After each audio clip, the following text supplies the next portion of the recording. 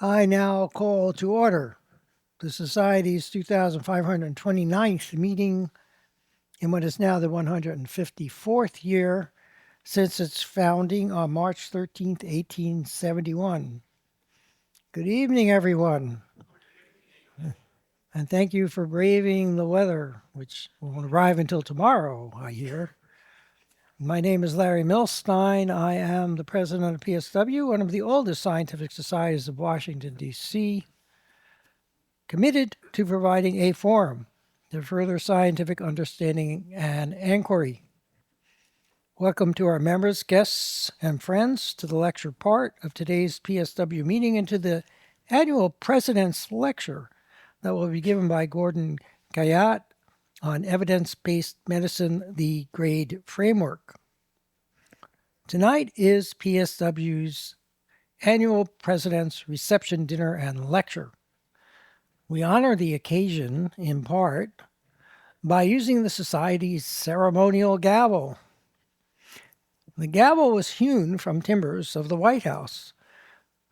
The timbers were used in rebuilding it in 1816 after the British burnt it to the ground in the War of 1812. I was originally under the impression that the gavel was made from structural timbers that were recovered when the White House was gutted entirely by Harry S. Truman.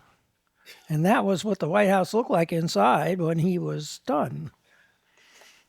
That was the most dramatic change by far in the White House. It was completely rebuilt. The interior was totally gutted. Additional sub-basement levels were excavated and a new concrete foundation was built. A new steel structure was erected in place of everything that had been inside before, and the interior was rebuilt around a substantially changed grand staircase with a highly modified floor plan. Only the exterior shell was retained. So for obvious reasons, I thought that was where this wood came from. But no, I was wrong. I didn't read the instructions. Believe it or not, it says right on it that it was recovered from timbers that were removed in 1927. Just read the instructions. So what happened in 1927? In 1927, the top of the building was completely rebuilt, and the wood was removed from that area. It was an attic. The attic was changed into a third floor, and the wood was replaced with steel. Some of the historic truss wood was recovered and made into artifacts. According to an account, souvenir collecting during the work was strongly discouraged, but to satisfy great public demand for pieces of the building, it was decided to auction much of the surplus lumber that had been removed. The National Lumber Manufacturers Association submitted the winning bid and subsequently made and distributed many souvenirs from the wood, including gavels, canes, wood blocks, candlesticks, picture frames, and plaques, and even some furniture. And some were identified with brass plaques. Look familiar?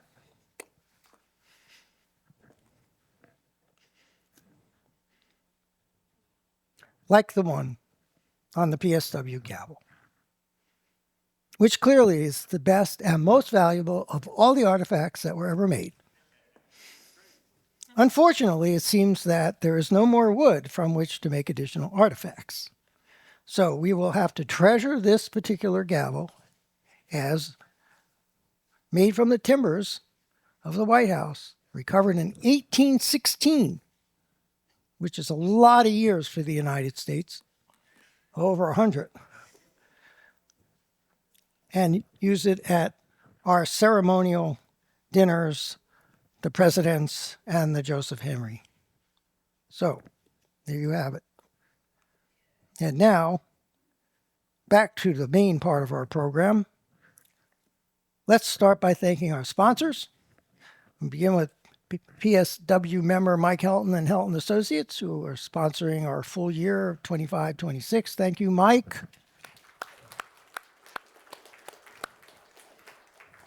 Also, please thank our other full year sponsor, PSW member Joe Schulman and the Schulman Foundation.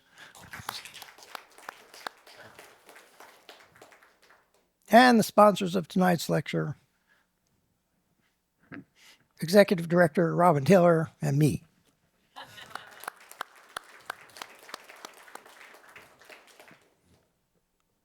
The Society needs your support to pay its expenses, which are considerable. So if you haven't given or feel you can give more than you have, please don't hesitate. If you need to make arrangements for a large funds transfer, just come see me or Robin. We'd be happy to accommodate. And now is a particularly auspicious time to make a donation because PSW is the beneficiary of a generous matching grant. Every dollar you give will be matched 2-to-1, up to the first $5,000 of donations to PSW. And you better hurry because the match ends after January 31st. So time is running out. Please give now. So I am pleased to announce the following new members. Jonathan Coopersmith, Professor Emeritus of History at Texas A&M, interested in the history of technology, most recently focusing on technology failure and the roles of froth, fraud, and fear in the development of emerging technologies, who learned at PSW from a Cosmos Club member and from attending the PSW by his friend, Bernie Carlson. Edward Grosvenor, Editor-in-Chief of American Heritage Magazine and of Invention and Technology Magazine, interested in American history, technology, invention, and the history of technology, who learned at PSW from PSW member Kristen Ferry. And tonight's speaker, Gordon Guyatt, whose interest will be clear to you in part from tonight's lecture.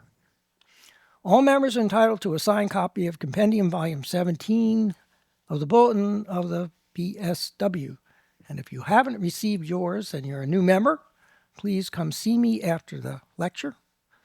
All members are invited to the pre-lecture receptions and dinners with the speakers for camaraderie, interesting discussion, and a nice meal.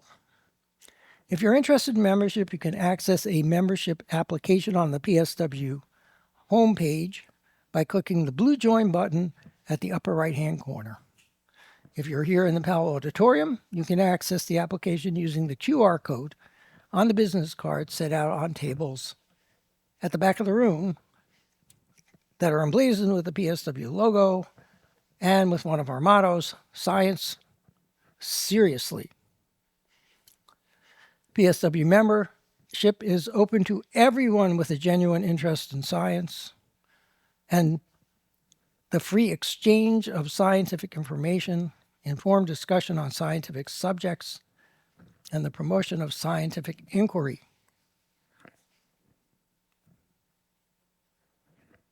Recording Secretary Scott Matthews will now present the minutes of the 2528th meeting and lecture by Bernard Carlson on Tesla, Marconi, and the invention of radio dueling wireless giants.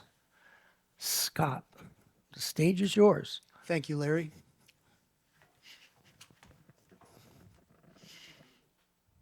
Good evening. On January 9th, 2026, members of the Society and guests joined the speaker for a reception and dinner at 5:45 p.m. in the members' dining room at the Cosmos Club. Thereafter, they joined other attendees in the Powell Auditorium for the lecture proceedings. In the Powell Auditorium of the Cosmos Club in Washington, D.C., President Larry Milstein called the lecture portion of the 2528th meeting of the Society to order at 8:08 p.m. Eastern Time. He began by welcoming attendees, thanking sponsors for their support, announcing new members, and inviting guests to join the Society.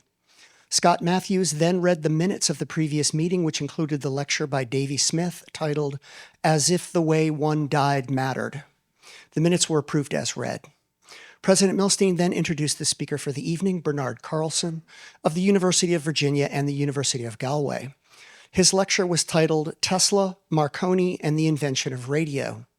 The speaker began by saying that disruptive technologies are often shaped not by science or the marketplace, but by creative individuals and their passions. He said that among Tesla's many inventions, the first practical AC motor was the most celebrated, but that his ideas about wireless power transmission were, quote, visionary. Carlson said that Tesla's story was best told as a race between rivals. He described Tesla's rivalry with Edison, often called the War of the Currents, saying that it is commonly assumed that Edison was his biggest opponent. Carlson claimed that if you asked Tesla who his greatest nemesis was, he would say Guglielmo Marconi. The speaker presented some of the details of Tesla's life. Born to an ethnically Serbian family in 1856 in what is now modern-day Croatia, he studied engineering in Austria. He first imagined a brushless AC motor in 1881 in Budapest. He worked for Edison companies in Budapest and Paris. He immigrated to the United States in 1884 and began working in the Edison Machine Works. His conflicts with Edison, particularly with respect to AC versus DC power systems, led Tesla to quit after about 6 months. Tesla worked a number of jobs during this period, including ditch digger. In 1887, with the help of Charles Peck and Alfred Brown, Tesla formed the Tesla Electric Company and perfected a new polyphase AC motor. The patent on this design was issued in 1888, and the patent rights were promptly sold to George Westinghouse. Tesla works for Westinghouse until about 1889, when he attends the Paris World's Fair, where he learns about the work of Heinrich Hertz, creating electromagnetic waves. In 1890 and 1891, Tesla repeats the Hertz experiments, scaling up the power using Tesla coils. By late 1891, Tesla was performing demonstrations with Geissler tubes, showing the wireless transmission of electrical power and discussing the possibility of wireless lighting systems for the home. During the period from 1892 to 1899, Tesla filed a number of patents on wireless power systems, including wireless lighting and wireless motors. While he promoted his ideas through lectures, private demonstrations, and newspaper interviews, no investors came forward to fund his work or purchase his patents. The speaker said that around this time, Tesla began to think more about ground current, attempting to minimize the electromagnetic waves generated while maximizing the ground current. Carlson said that Tesla came to the conclusion that it would be more efficient to send AC currents through the crust of the Earth, using the atmospheric EM waves as the return path. Tesla moved to Colorado Springs in order to conduct larger-scale experiments on ground currents, possibly motivated by Marconi's successful radio transmission across the English Channel.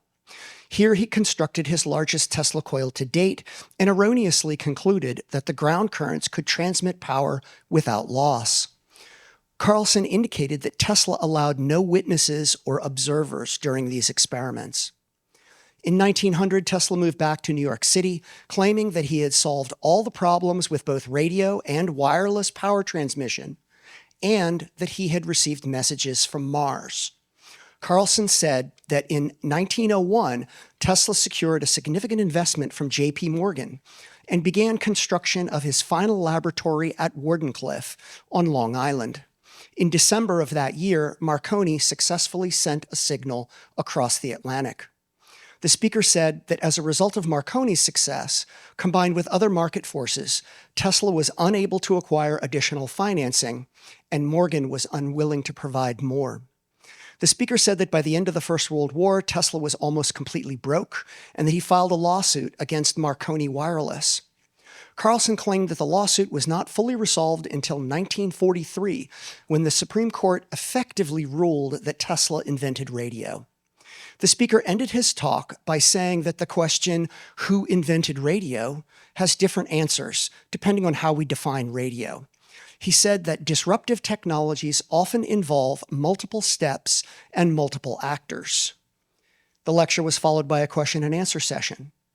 A guest asked what effect, if any, the discovery of the ionosphere had on Tesla's thinking.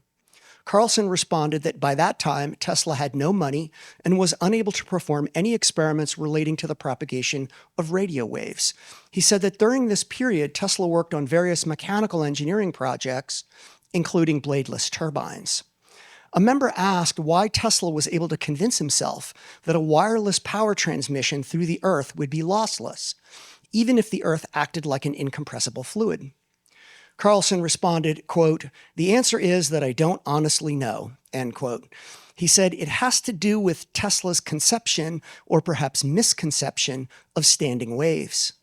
A member on the live stream asked, why did Tesla think, much less be so certain, that electromagnetic waves were longitudinal? Carlson replied that he wasn't really sure, but that it had something to do with the results Tesla got from experiments with Geissler tubes.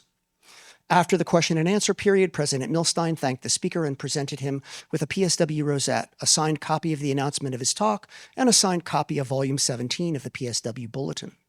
He then announced speakers of upcoming lectures and made a number of housekeeping announcements. He adjourned the 2,528th meeting of the Society at 10:09 p.m. Eastern Time. Temperature in Washington, D.C., 10 degrees Celsius. Weather, mostly cloudy. Audience in the Powell Auditorium, 116. Viewers on the live stream, 53, for a total of 169 viewers. Views of the video in the first 2 weeks, 321. Respectfully submitted, Scott Matthews, Recording Secretary.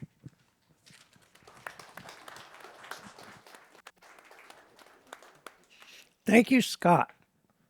Do we have any comments or corrections to the minutes?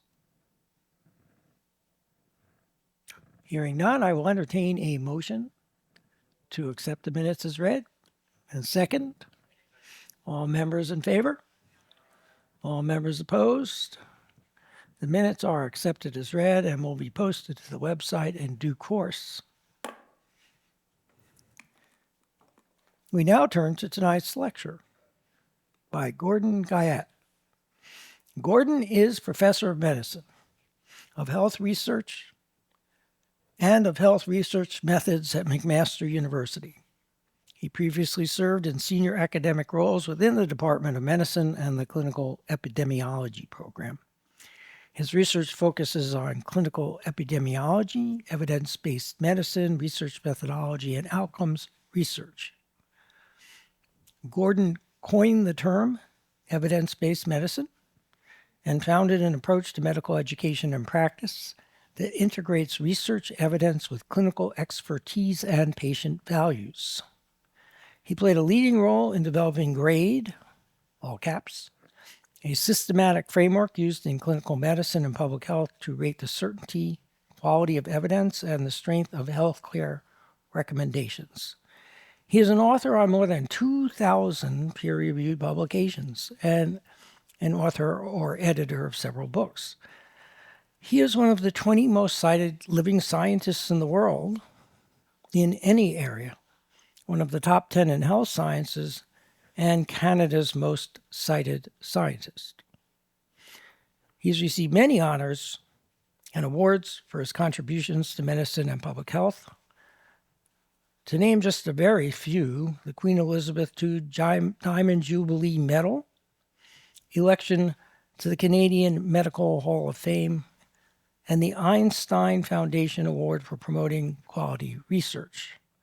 He is a Fellow of the Royal Society of Canada and an Officer of the Order of Canada. He does not, unlike many of our astronomical friends, have an asteroid named after him, but perhaps they should turn their attention to people outside of astronomy to bestow such an honor. He earned a BA in psychology, an MD, and an MSc in clinical epidemiology at McMaster University. All questions will, as usual, be fielded after the lecture during the Q&A session. Gordon, the stage is yours.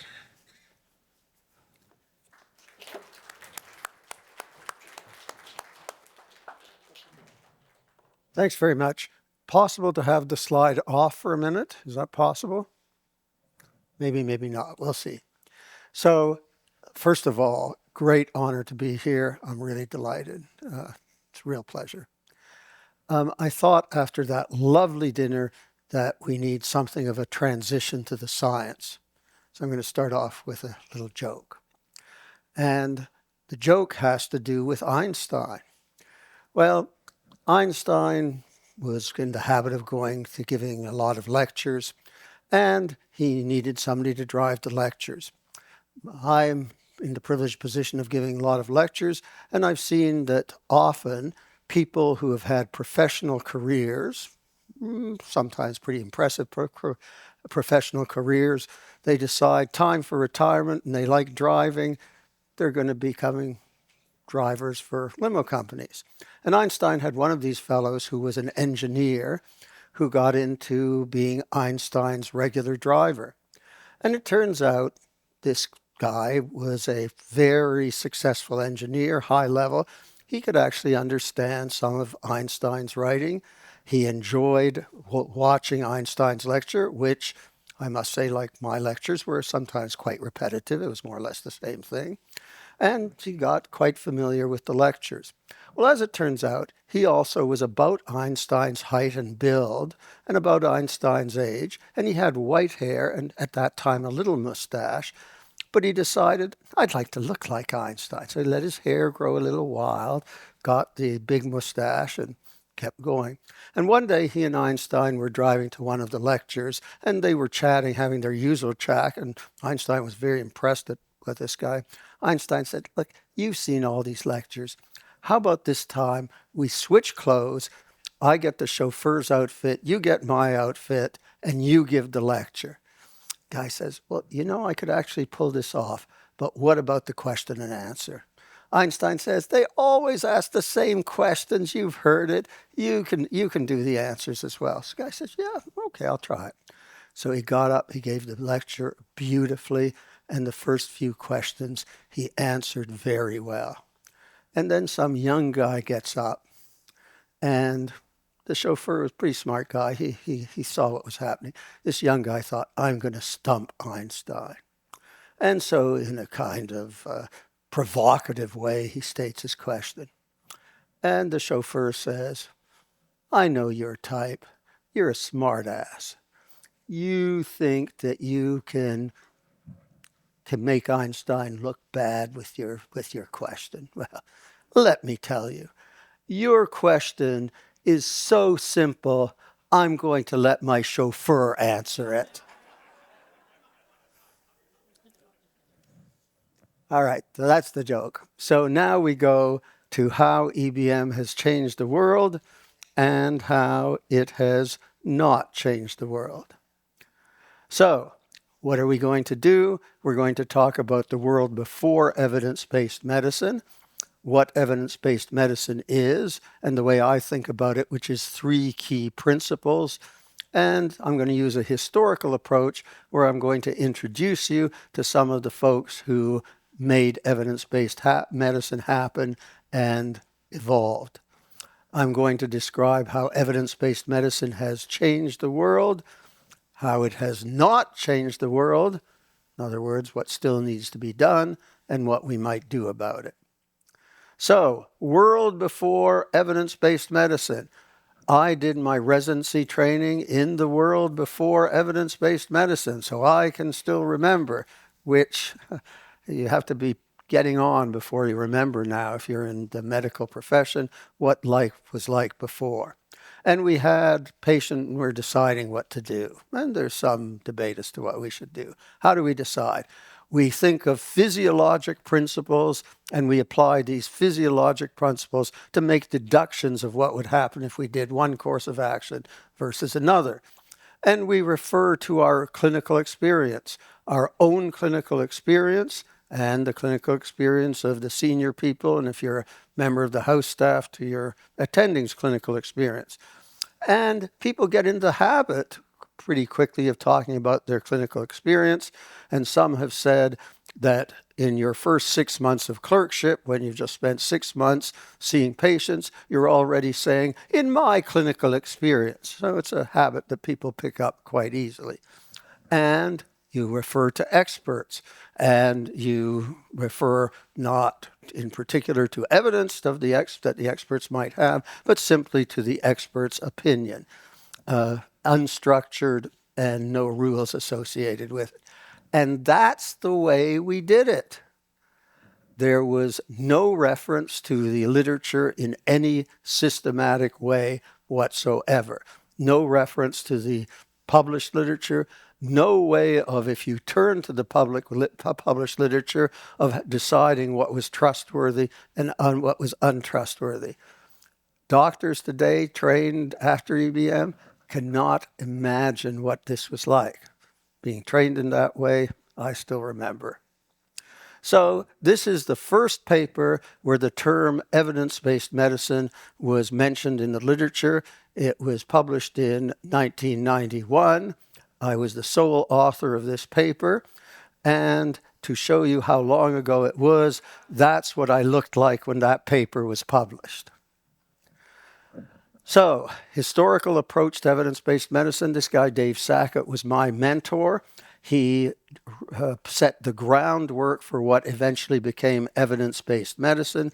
And one of his many, many contributions was how does one judge the credibility of the evidence? Because fundamental is now we're going to look at the evidence, what is more trustworthy, more credible, and what is less trustworthy. And he came up with this hierarchy of evidence for treatment decisions. At the bottom is our clinical experience, then perhaps basic research, which has its limitations in terms of application to practice. Observational studies, non-randomized studies, which have their limitations because the people who received the treatment may be different from the people who did not, and that difference rather than the treatment can explain what happens. And then at the top of the hierarchy, randomized trials, where people are randomized to intervention or control. As a result, you know their prognosis is similar. And if everything else is done well, when there's an effect of the apparent effect of the intervention, you can know it really was an effect of the intervention. That's a very simple hierarchy which served us well for a decade or so. And later on in this talk, I'm going to tell you about a much more sophisticated hierarchy that we are using at the moment. This guy, Ian Chalmers, had created something called the Cochrane collaboration. Who in this room has heard of the Cochrane collaboration? Quite a few people have heard of the Cochrane collaboration. Ian Chalmers' idea was that we needed to collect all the randomized trials that had been done for any medical therapy and do systematic reviews of these randomized trials, not pick here, one here, one there, but have a scientific way of accumulating these randomized trials in systematic reviews and meta-analysis and then disseminating. And the Cochrane collaboration has been very successful. Now over 10,000 systematic reviews of medical treatments to inform clinical practice. And this is a story that tells you, illustrating the merits and values of systematic reviews. This is thrombolytic therapy after myocardial infarction. People have a myocardial infarction, you give the thrombolytic therapy, you dissolve the clot, and the question is, does this make people live longer? Well, as it turns out, it probably does. This is what is called a forest plot. The line down the center is no difference between treatment and control. To the left is treatment benefits. 0.5 means that treatment would reduce the incidence of death after myocardial infarction by 50%. At the other side, 2.0 would double it. The blue dots are the point estimates, the best estimate of the treatment effect at the particular time. The lines around it, the 95% confidence intervals, the range of plausible truth. And what you see is that the first randomized trial of thrombolytic therapy done in the late 1950s enrolled 23 patients. And with only 23 patients, there was a very wide confidence interval. The second trial enrolled not 65, but 42. This is a cumulative meta-analysis, and the numbers there are the numbers in all the trials up to that point. Well, if you look down by 7 trials and under 2,000 patients, the confidence interval is still crossing no effect. In other words, it's possible that thrombolytic therapy is great, but it's also possible it's harmful, actually killing people. Well, by 10 trials and 2,500 patients, the confidence interval is no longer crossing no effect, and we use p-values about the probability that chance can explain the difference, and the p-values are starting to get pretty low. Well, we could have a discussion at this point. When was the answer in about the life-prolonging benefits of thrombolytic therapy? And if you look down to about 30 trials and 6,000 patients, the confidence interval is now a long way from no effect, and we get a very low p-value, making it very unlikely that chance explains these differences. Answer looks like it's in. Did that stop the investigators from doing randomized trials? No, it didn't. There were another 40,000 patients enrolled after the answer was in, half of whom did not receive the life-prolonging benefits of thrombolytic therapy. Why did we have to enroll another 40,000 patients after the answer was in?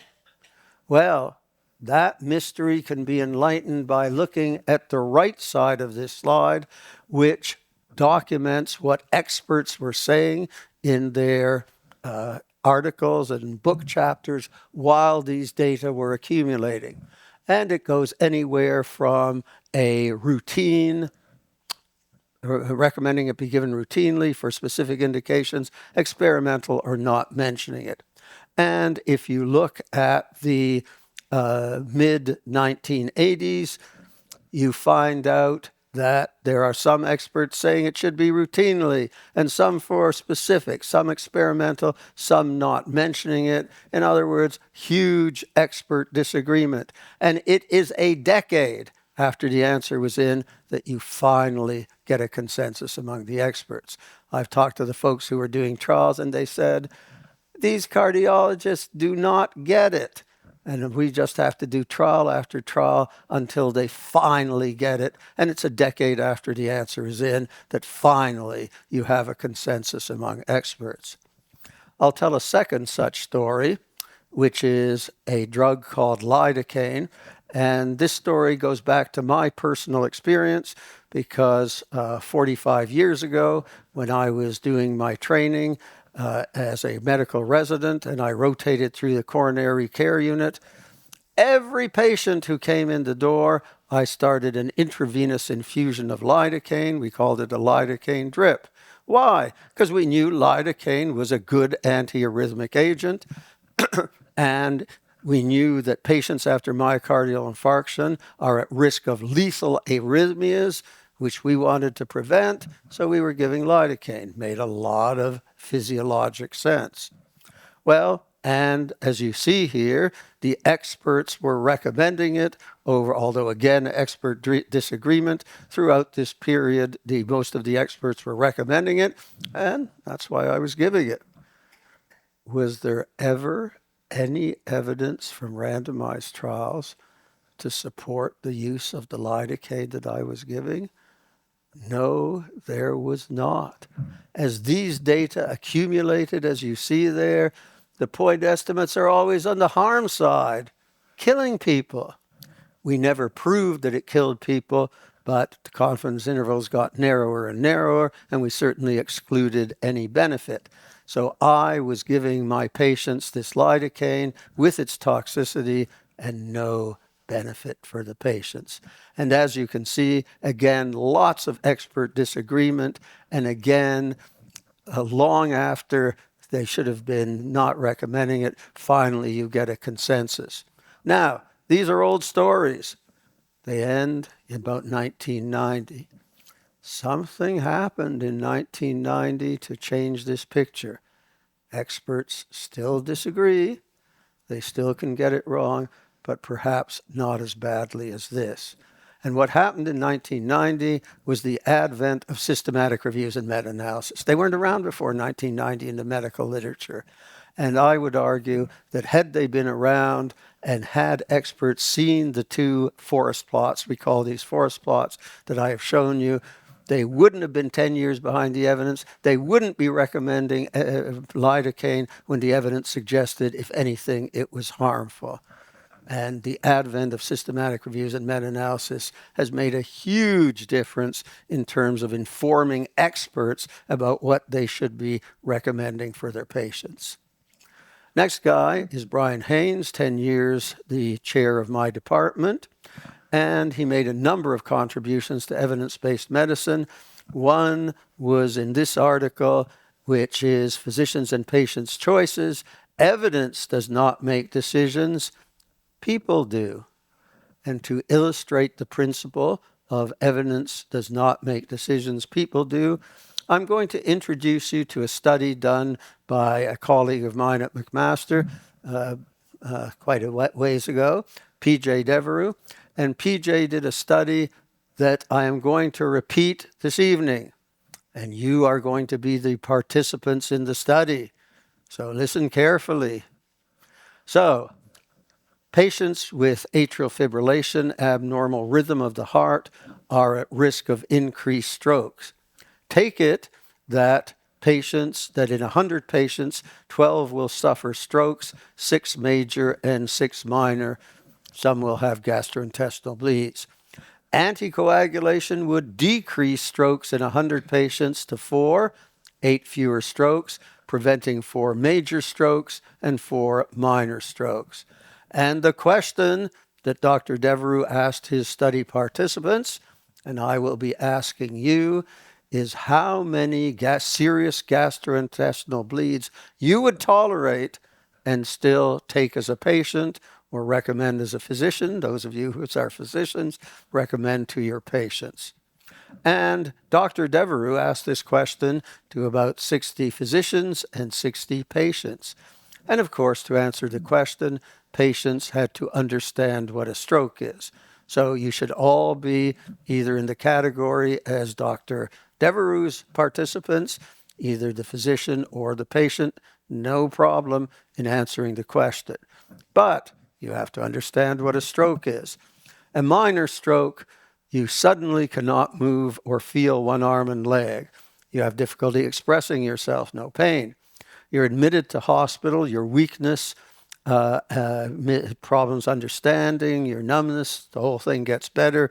You're left with weakness in one limb and basically able to resume your activities of daily living. A major stroke, a much bigger disaster.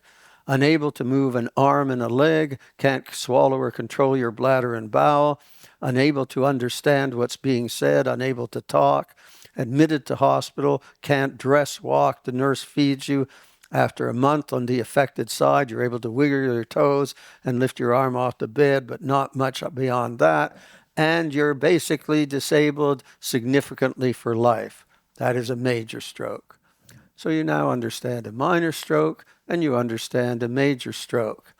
But you also have to understand the other downside, which is serious gastrointestinal bleeding. Well, what happens? You're not feeling so good. And then suddenly you vomit a large amount of blood. Terrifying. Go to the hospital. Doctor puts a tube down your throat, which we call an endoscope, see the source of bleeding. You're sedated. They do a procedure that stops the bleeding. You don't need an open operation, receive blood transfusions, and you go home. Stay in hospital a week, you're feeling much better at the end of your stay, and you return home and resume your activities. So that's a serious gastrointestinal bleed. Now, to resume and review the choice. Without treatment, 100 patients will have a stroke. Half of these will be major and half will be minor. Anticoagulation decreases the stroke in 100 patients to 4. 8 fewer strokes, 4 fewer major strokes, 4 fewer minor. But it causes bleeding. And so the question is, how many serious gastrointestinal bleeds would you tolerate in 100 patients and still, as a patient, be willing to choose anticoagulation, or as a physician to recommend it to your patients? Any questions about what you're being asked? Clear? Okay. How many would accept 5 or fewer bleeds? More than 5 bleeds, no anticoagulants to prevent 8 strokes. How many would accept 5 or fewer? Anybody 5 or fewer? 2 people, 5 or fewer. How many, once you voted, no voting a second time? How many would accept up to 10 bleeds? 10 bleeds, yes, take anticoagulants, but more than 10, no. Say a year. We're talking about in the next year. So in the next year, you would have had, there would have been 12 strokes with the anticoagulation, only four in 100 over that year. Okay? So in that year, you're going to prevent 8 strokes. How many bleeds would you tolerate? Who would accept up to 10 bleeds, but no more? Okay, few people. Okay, can't vote again. Who would accept up to 15 bleeds, but no more? Okay, few people. Who would accept up to 20 bleeds, but no more? Now, a few people. Who would accept more than 20 bleeds? Whole bunch of you. The biggest example here was over 20 bleeds accepted, although there was a distribution across. So here is what happened when Dr. Devereux asked his physicians and his patients. Look at the physicians in the red. A flat distribution right across the range from less than 5 up to 20. Look at the blue-green, the patients, a very different distribution. 2/3 of the patients said they would accept 22 bleeds. Why 22? That seems like a bit of an odd number.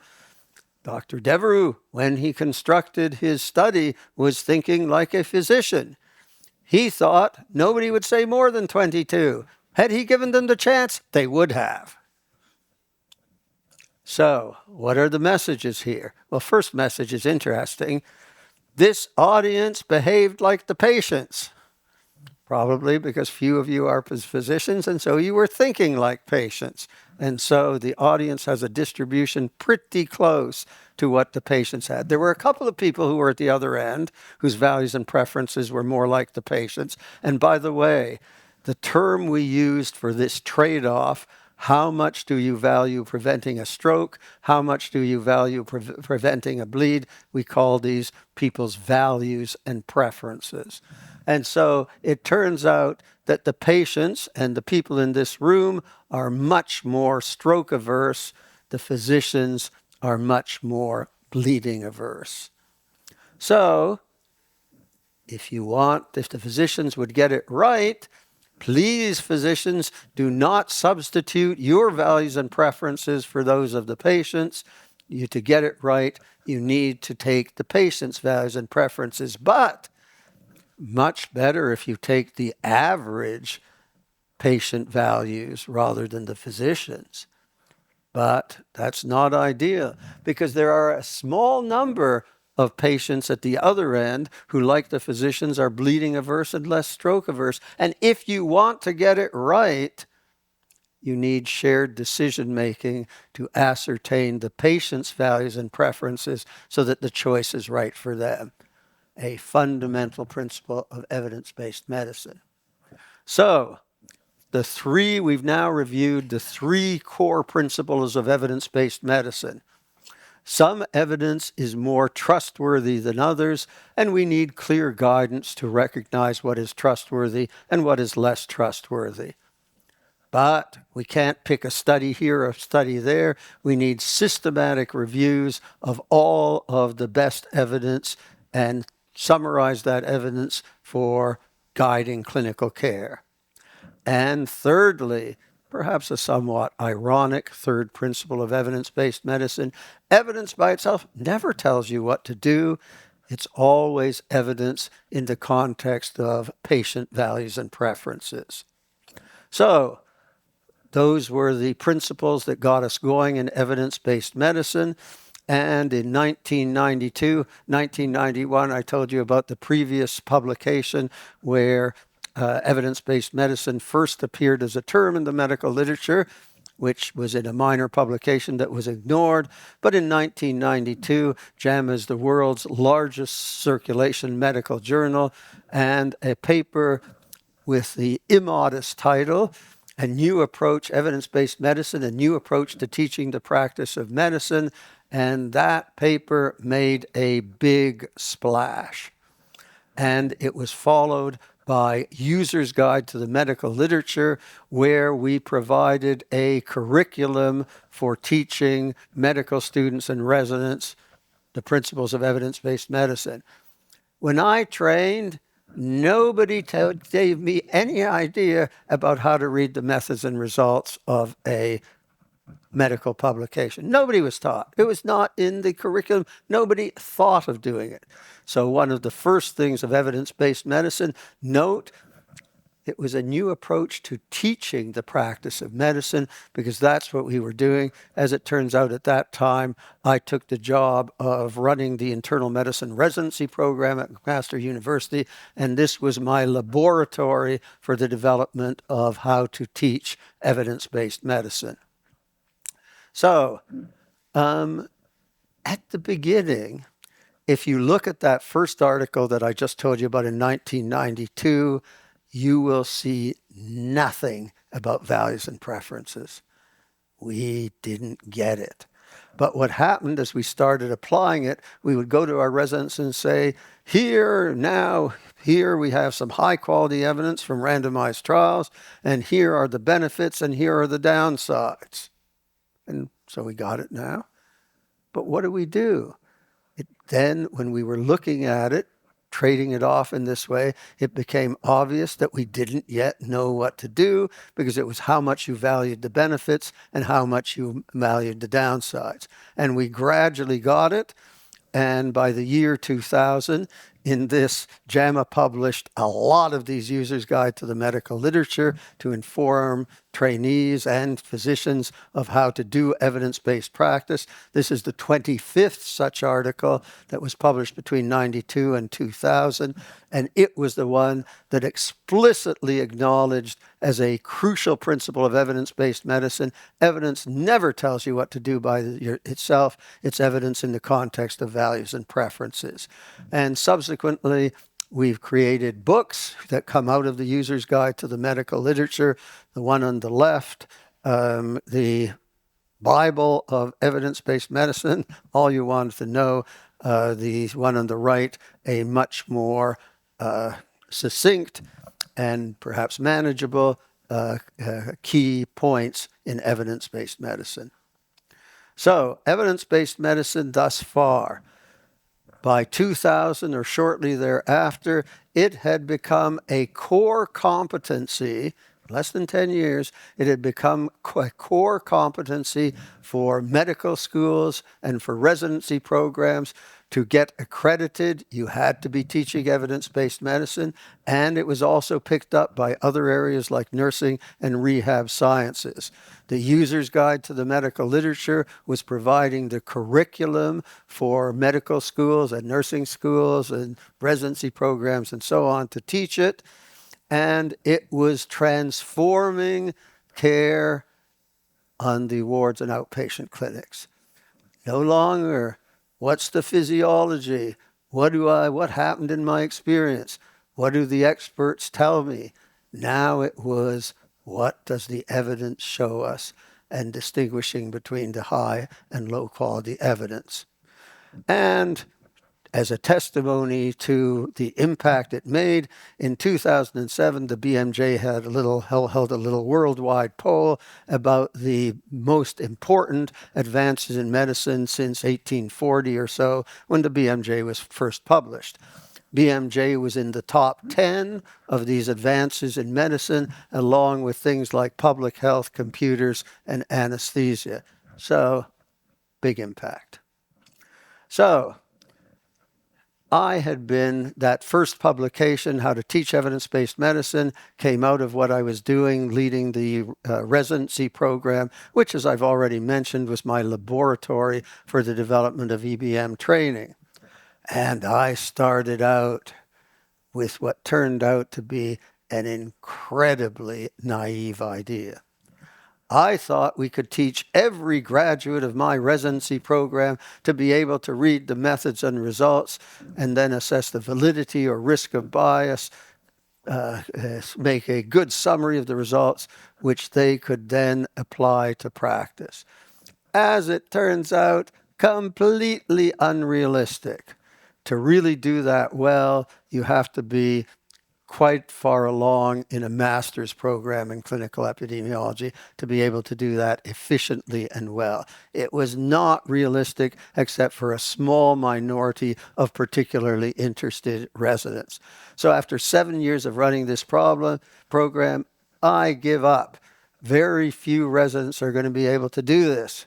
And that means we have to rethink evidence-based medicine. So, first thing, in 2000, we published Practitioners of Evidence-Based Care. Not all clinicians need to appraise. In fact, most clinicians don't need to appraise. What they need is to be able to use other people's appraisals who are professionals and know how to create the evidence summaries for clinicians. Before this paper was published, we circulated it to was then the worldwide community of evidence-based clinicians, teachers. I remember the emails I got back, one of which had the striking title, Evidence-Based Capitulation, okay? We give up. We're not going to be able to. But that is the way it was. And that realization has, for me and some of my colleagues, motivated where it has gone. So what did the focus shift to? The focus shifted to we got to present evidence summaries and processing of the evidence and understanding it to prevent trustworthy guidelines to clinicians. And then the question was how to get these guidelines trustworthy. Well, they'd already, around that time, around 2000, it was the start of formal guidelines developed, for instance, by medical professional groups.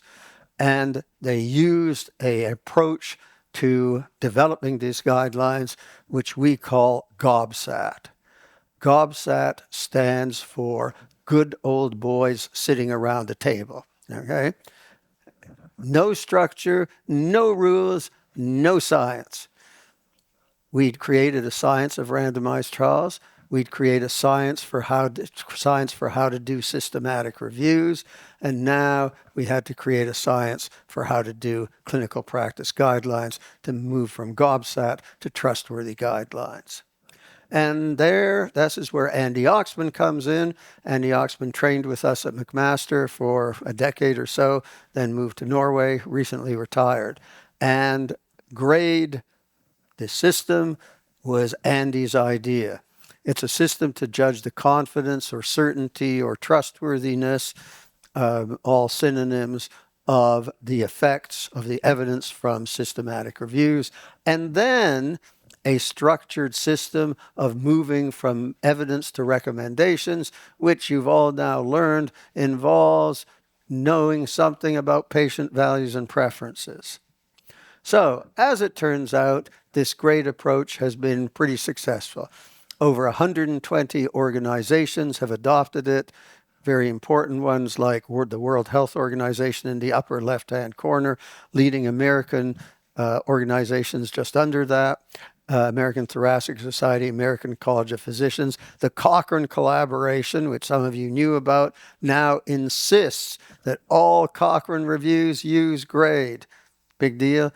A electronic textbook called UpToDate is most widely used source worldwide for guidance on how to do their practice by physicians, has over 10,000 graded recommendations in UpToDate. So pretty good. So here is how GRADE, I remember Dave Sackett's very simple hierarchy of evidence. We've now got a much more sophisticated hierarchy of evidence that GRADE offers.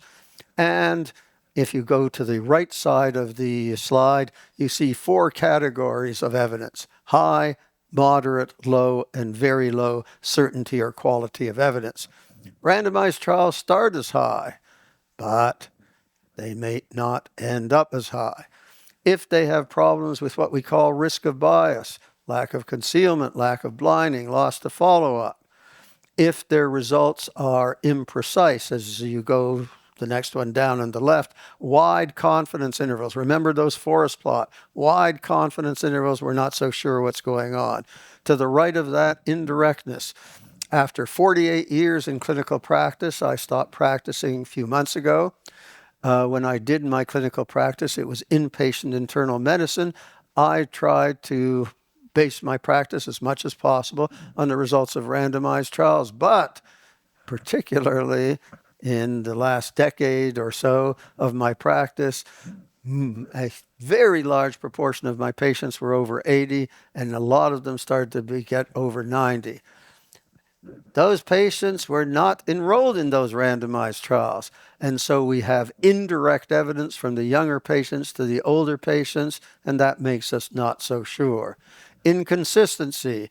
The results from some trials may show one thing, some trials show something quite different, and we don't have a good way of saying which is true. Well, our certainty or quality of evidence goes down. So inconsistency, indirectness, and publication bias. Sometimes, unfortunately, particularly the pharmaceutical industry, hides the negative trials and we don't even see them. Okay, so randomized trials start as high certainty evidence, but 5 reasons we might be rating down. But observational studies, non-randomized studies, start as low in this hierarchy, but on occasion, they can get high certainty evidence without any randomized trials. When does this happen? This happens with very large treatment effects. So things like dialysis for renal failure, intubation for patients dying of respiratory failure, epinephrine in anaphylactic shock, diabetes in diabetic ketoacidosis, and hip replacements in people with crippling hip osteoarthritis. I've had 2 of them and are back on my mountain bike very regularly. So where previously it was an inevitable and irreversible downhill course. So we have some things you don't need randomized trials. You shouldn't do randomized trials because the effects are so large. So this is a much more sophisticated hierarchy than the pyramid that I showed you previously. And here's how GRADE summarizes the evidence. So I have suggested to you we need systematic reviews. Although some of the experts might like to, it's not on to pick the trial that gives the results that you like and focus on that trial. No, you need systematic summaries. And then you need a way to summarize them. So this is what's called a GRADE summary of findings table. First column, this is one about one of the drugs that we use in for COVID. Mortality is the first column, which is the outcome. You see other outcomes. Next, the relative effects. Next, the absolute effects, which are actually what important to patients. It's not relative effects that are important, but the absolute, the certainty of the evidence, and then we add a plain language summary. And we find this summary for all the patient-important outcomes extremely useful in guiding practice and in informing the guideline panels who are making the recommendations. So that's GRADE for certainty of the evidence. We now go to GRADE for moving from evidence to recommendations. simple two-category of recommendations, strong recommendations or weak synonyms, conditional recommendations. What can move strength from high certainty to what can move recommendations from strong recommendations to weak recommendations? If the evidence is low quality or certainty, we don't know the benefits well. We don't know the harms or burdens well. And if you don't know those, how can you make a strong recommendation, which you only make when the benefits clearly outweigh the downsides? If you're not sure of the benefits and you're not sure of the downsides, how can you be confident on the trade-off between benefits and downsides? Or you're pretty sure, but people's values and preferences differ, and we now know evidence never tells you what to do. It's always evidence in the context of values and preferences. So if there's a lot of difference between values and preferences and it's a close trade-off, you shouldn't be making a strong recommendation. And we really like this dichotomy of strong versus conditional recommendations, conditional or weak, because it guides clinical practice. A good way, we think, of thinking of a strong recommendation, since evidence-based medicine is a patient-oriented approach.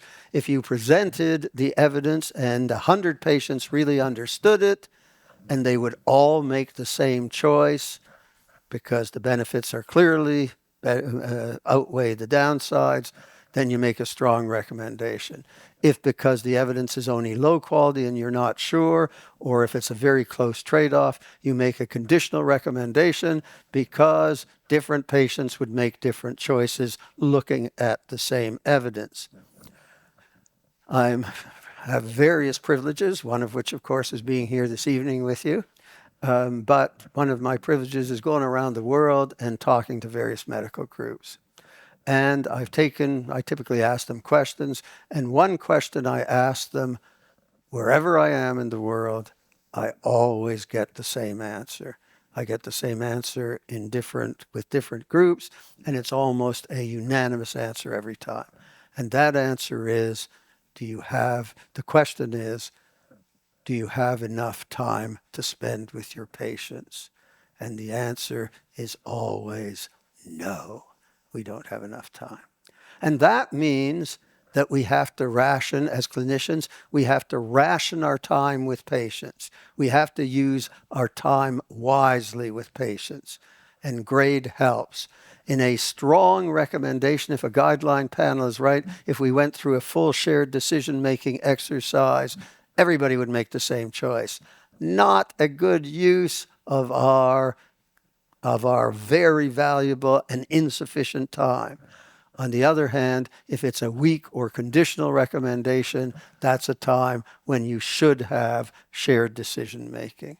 So GRADE gives you a guide as to what we need, the effective rationing of our time. And we have decision aids. Shared decision making is tough. One of the frontiers of evidence-based medicine is to produce decision aids to make the process more efficient. So, things look like they're going quite well, except I've told you how evidence-based medicine has changed. I said a lot, it has changed a lot. But where has it not done as well as it should have? Where has it not changed as much of it as it should? Well, 120 organizations adopting GRADE, many at the forefront. But if you take all the systematic reviews done at the moment, only 9% are using GRADE. Long way. The dissemination of the service looks good, but when you look, not as good as it should be. And we got to 110 very quickly. It's taken another few years, so the new uptake is slowing. Why might that be? Well, as in much of science, the quote is attributed to various people, including Einstein. Science should be as simple as possible, but no simpler. And so there is always a trade-off between sophistication and simplicity. And clinical epidemiology, in my opinion, in the last few years anyway, has got it wrong. So we have we're way too far over on the rigor and sophistication and not putting enough emphasis on simplicity. And with that balance, there's risk of bias instruments that are too complicated. We're taking that on. We've just recently produced a new risk of bias instruments for randomized trials, simpler, we think still very rigorous, but simpler than was before. Observational studies, what Cochrane, the gods of systematic reviews have put out, is a disaster. Much, much too complicated, and our group is now in the process of developing a simpler one. So the risk of bias, we've gone off the rails. And GRADE has become too complicated. The slower uptake, the fact that we got a great uptake for the first decade or more, and now it's flattened out. Something's gone wrong. It's got too complicated. So in the BMJ, one of the leading world's medical journals, in the early last year, we found 7 papers that describe the essentials of GRADE, what we call core GRADE. And we're hoping that we think that's enough. We think it will get you there, and hoping that essentials of GRADE will lead again to an upswing in the use of the approach. So it was evident, I hope, from the stroke and bleeding example that patients have different values and preferences, and to get it right when there's a conditional recommendation that's value and preference sensitive, you've got to consider patient values and preferences. So for guidelines can only consider average values and preferences. But in clinical practice, you can consider the individual patient's values and preferences. And that's challenging. That involves shared decision making, and it's a challenge. So we need decision aids to help clinicians do shared decision making efficiently. Victor Montori trained with us, now a professor at Mayo Clinic. He's an endocrinologist specializing in diabetes. So he has lots of patients with diabetes. And nowadays, there's a whole bunch of treatments alternatives for diabetes. And so Victor does shared decision making with his patients to say, what would you choose? And the way he does it, he has these 6 cards. And these 6 cards tell different aspects of the treatment. What will be its effect on your weight? How often will it give you hypoglycemia, low blood sugar? How good is taking your blood sugar down? What's the daily routine? Do you need sugar testing? What is the cost? And Victor says to his patients, which card would you like to see first? What is your guess as the most popular card that patient treat first?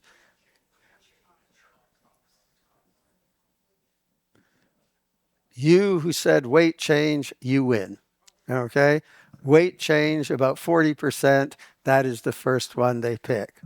Well, they may pick next daily routine, or as you're suggesting, they may pick cost, or they might go to all 6. But they never do. Never. They stop maybe after 4, but often after 3, sometimes after 2. They don't need to see everything. Different patients have different things that are important to them.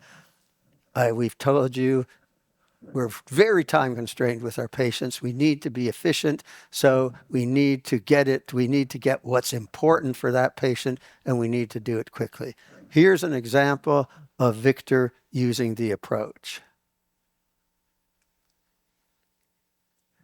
Okay, it started. Why isn't it starting?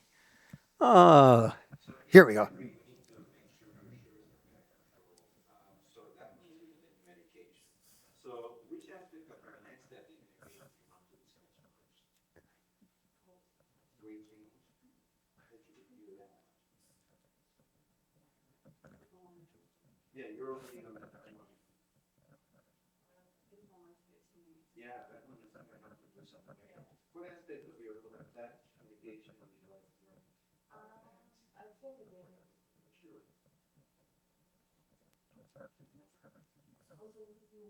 Yeah, it's actually very easy. There are a couple of pens that have needles, and when you eject them, so into your belly and do that twice a day for you. You don't want to go needles. Hmm.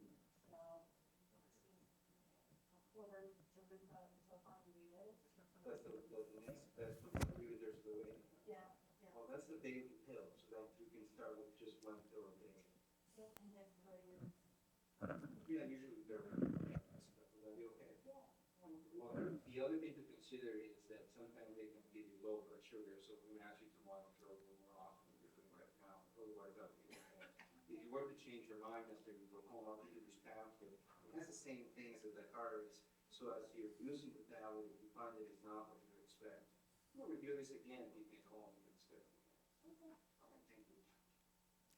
So it doesn't always go that smoothly, but there's shared decision making in 90 seconds, tailored to the specific areas that are of concern to the patient. So this guy's Per Van Veek. He studied with us for a year, now back in his native Norway. And he worked with us about some clinical practice guidelines about antithrombotic therapy. And we used a great approach, and we who were leading it said, we think we've got a great guideline here. And Per said, well, your methodology is good, but are your guidelines really available, useful, and understandable for clinicians? Maybe, maybe not. Are they suitable for integration into electronic medical records, textbooks, and adaptation? Not particularly suited. Are they sufficiently up to date? Well, what happens is these professional organizations spend a year or more on a very rigorous, the ones who do it well, process of putting out guidelines. They get a good panel. They follow the standards for trustworthy guidelines. And at the end, everybody's so exhausted that they go home, and it's another 2 or 3 years before they're ready to do it again. And in those 2 or 3 years, new evidence comes out for new treatments, and the guidelines get outdated. So we need a change. We need what we're calling living guidelines that are regularly updated with new evidence. So did what we do, was it sufficiently up to date very quickly after we did it? No. Did it facilitate shared decision making? The presentations didn't facilitate shared decision making at all. So the question was how to make GRADE irresistible for clinicians, patients, and guideline developers, and Per decided what we need is magic. Magic stands for making GRADE the irresistible choice. And one of the things we did at the beginning with that is Per negotiated with the BMJ. We have a great relationship with the BMJ to do what are called BMJ rapid recommendations, where we monitor the literature. We see practice-changing evidence appear. We do systematic reviews very quickly for pulling together all the evidence about that. We pull together a guideline panel. We follow trustworthy guideline procedures, and we end up with a trustworthy guideline very quickly. And these have worked out very well. And part of what makes it well is the Magic app, which is an electronic platform for choosing, for authoring the guideline, and then for presenting it to the public. And what this allows us to do is multi-layered guidelines, which we can put on your smartphone, integrate into the electronic medical records, adapt easily in new settings, like we adapted our antithrombotic guidelines for Norway. Create decision aids for patients to help them with their decisions using the principles that Victor Montori has suggested. And this guy, Thomas Agaritsis, also trained with us at McMaster, now working with Per on the Making GRADE the Irresistible Choice team, and he's done original work in making the very efficient creation of these guidelines. How can he do it? Systematic reviews with those summary of findings table that I showed you, structured on GRADE principles. decision aids using the Victor Montori principles that the patients don't need to see everything. You give them a choice of what's important to them, and so you make shared decision making much more efficient by focusing on what's important to that patient, and then use the magic app to put it on a platform. Larry, how am I doing for time? Just keep going. Okay, thanks, Larry. Okay, good answer. All right. So now we come to COVID. Worldwide pandemic, what a disaster. And at the beginning, we have no treatments for COVID. Well, the worldwide EBM community comes up with innovative trial design that we call platform trials, launches a whole bunch of these. The world realizes this is crucial. They put the money into it. We run these trials very efficiently. And in a matter of years, we have 3 treatments that are clearly beneficial for mild to moderate COVID outpatient, and 3 classes of drugs that are lower mortality in severe COVID. We do it in a couple of years, okay? And then we take that evidence, we got the evidence, but we've quickly got to summarize it and get it into guidelines if it's going to be useful to clinicians. We've decided we can't hand them the original articles. That's not going to work. So we have a new, in the last 10 or 15 years, we have a new great methodology for systematic reviews. It was always before, compare A to B. Now we have a statistical methodology to compare A to B to C to D to E and to F simultaneously. It's called a network meta-analysis, and 2 groups in the world, one of ours in McMaster and a group in France, said, we're going to process all the trials at their peak, up to 20 new trials a week. We're going to process it. We're going to do very quick systematic reviews. These systematic reviews are going to inform guidelines. I worked a lot helping these folks do the network meta-analyses. And then also I had the privilege of working with WHO on their guidelines that were informed by these network meta-analyses. And then the MAGIC team brokered a deal between the BMJ and the WHO that when the recommendations come out in the WHO, they simultaneously come out in the BMJ. Different audiences both get the benefit of the guidelines. And these are how the guidelines, if things had been a little different, I would show you the electronic platform the guidelines come out. And it's like for the physicians, we said at the years ago, I already got the idea that a good guideline is like an onion. What makes it like an onion? It has layers. Some clinicians just tell me what to do. Some say, tell me what to do, but is this strong or conditional? Should I do shared decision making with my patient? What's the evidence behind it? Some might say. Make me understand what was your reasoning from going to the evidence of recommendations? And some may say, I want to do shared decision making with my patient. Show me a good decision aid that will help me. A good guideline has all those layers that physician can start with, just tell me what to do, or they can choose these layers. And the MAGIC app is what did this. In a different world, I would have shown you how it works, but you've got the idea of the principle. So EBM in the time of COVID, from the drug point of view, really worked out well. Unprecedented rapid production of the evidence in these platform trials. 2 years, 3 classes of drugs, lower hospitalization in the mild, 3 classes of drugs, lower mortality in severe, we know it, and we have the vaccines. All in a very short period of time. And we have living systematic reviews and network meta-analyses to summarize the evidence and then inform the guidelines with a rapid production of trustworthy guidelines. Things are going okay, you might think. But how evidence-based medicine has changed the world and how it has not. So, We published a paper getting on to a decade ago. Do clinicians understand the size of treatment effects? A randomized survey across 8 countries. 6 ways physicians are not too bad if it's mortality, dead or alive, and the effects there. But if you say, what's the effect on quality of life, and you have these instruments that have scores, clinicians have much more trouble with those.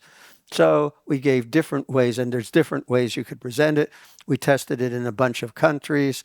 They had different versions of the questionnaire. And the bottom line is we had 6 different ways of doing it. We weren't surprised. The risk differences, which is simply the 20% benefit with treatment, only 10% benefit with control, just the direct percentages, they could kind of get that. But even those, they had difficulty interpreting. They had difficulty interpreting any of this. Bad news, because if you're going to do shared decision making, you'd better understand the evidence yourself. Or how can you do shared decision making and get the patients to understand? So I told you back in 2000, we said, no, the clinicians, we had decided from the experience in the residency program, clinicians are not going to be able to read the methods and results. They need summaries. In 2000, we said systematic reviews. In 2020, we had to do it again because the EBM teaching community had not been getting it. They kept teaching critical appraisal as if the medical students and the residents would actually read the methods and results. No, that's not what you have to teach them. What you have to teach them is understanding the results. When somebody does the systematic review for you and presents the results, you have to be able to understand those results, or you can't do shared decision making with your patients. And you have to understand the process of going from, you have to understand why evidence is certain or uncertain and what that means. And you have to be able to understand how a guideline panel went from evidence to recommendations. That's what we should be teaching people. And we've still got a ways to go before clinicians get to the point where they can use the evidence optimally to do shared decision making. So we need to challenges. Get evidence-based medicine teachers to accept reality as I just described. Get them they understand the implications of that success when clinicians can understand the results. Final conclusions. EBM has changed the world. Widespread recognition for evidence. If for somebody like me, the young doctors don't understand this. The difference of what practice was like and how we made our decisions before EBM and after, no resemblance. It really is a totally different way of practicing.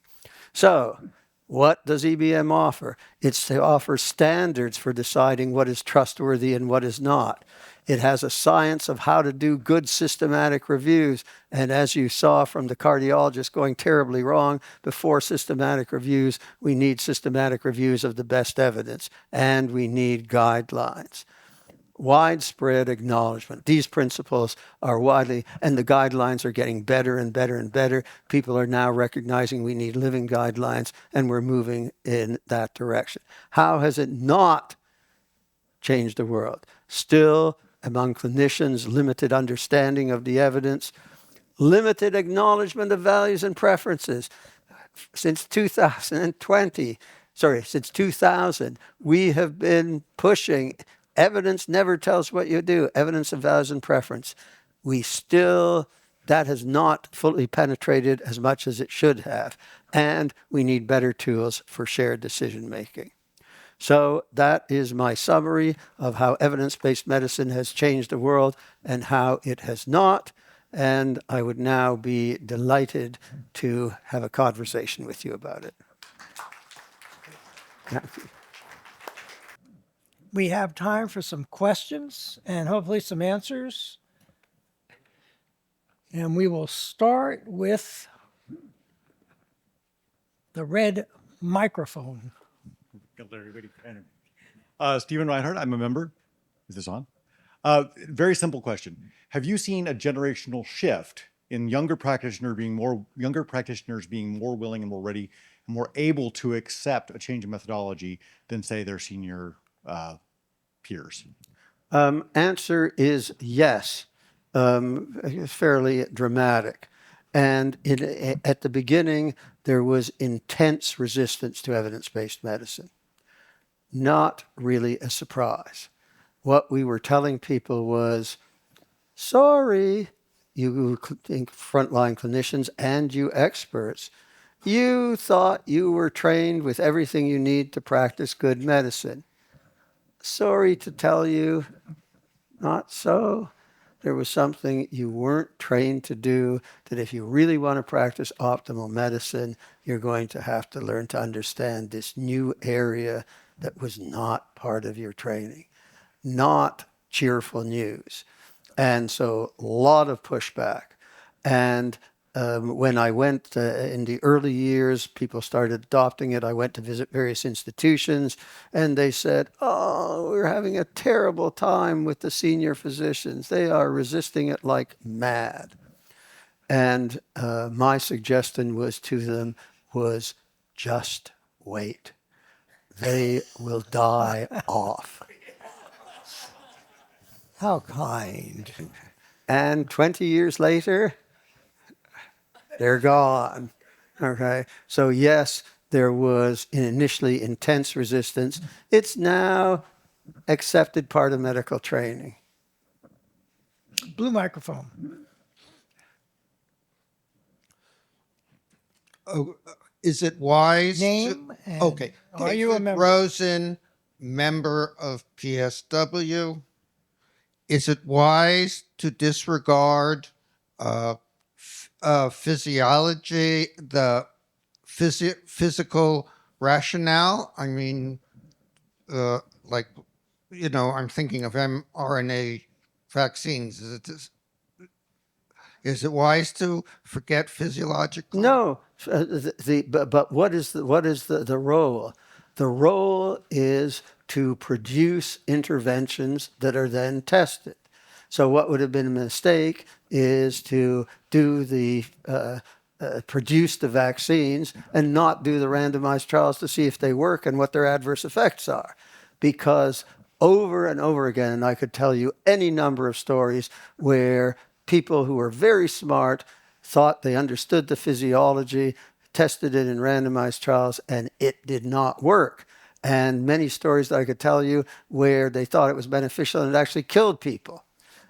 So the physiology, crucial, but we have to understand our limitations, and maybe our understanding isn't as good as we thought it was.